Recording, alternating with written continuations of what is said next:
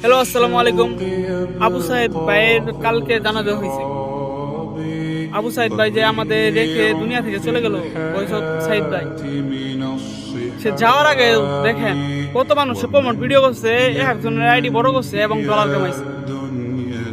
Dollar কামাইছেও জানাজা ধরবে, দোয়া ধরবে, সেটার মতো ভিডিও।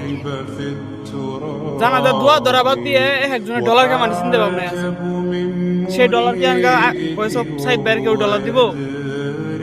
তার যে দুইটা নাকি তিনটা ছেলে এবং মেয়ে আছে, তারা কি এখনকার ওই কেউ কি তাদের কি ডলার দিব?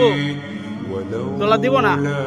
দেখেন সাইদ ভাই মরার আগেও কত জনায় প্রমোট ভিডিও করছে।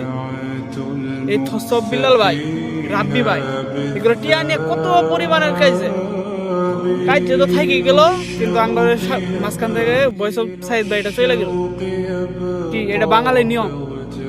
এটা বাঙালির নিয়ম। টিয়াটা মনে করেন থাকলো, কিন্তু মাঝখান থেকে আঙ্গুল বয়স সাইদ ভাই চলে গেল। এটা বাঙালির নিয়ম। একজনের ডলার কামানোর চিন্তা ভাবনা আছে। একজন ডলার কামাবো, আইডি জ্বালা বড় করবো, এটা হলো বাঙালির নিয়ম। মাঝখান তো না সাইদ বাইরে চলে গেল। কি ওর তার ছেলেবেলা আছে না, ছেলেবেলার এখন তো বর্তমানে ইতিম হয়ে আছে। এখন আল্লাহ জানে এর দায়িত্ব কে নিবে। আপনারা সবাই আল্লাহ বয়স সব সাইদ ভাই ছেলে মেয়েকে একটু আল্লাহ সহযোগিতা করেন।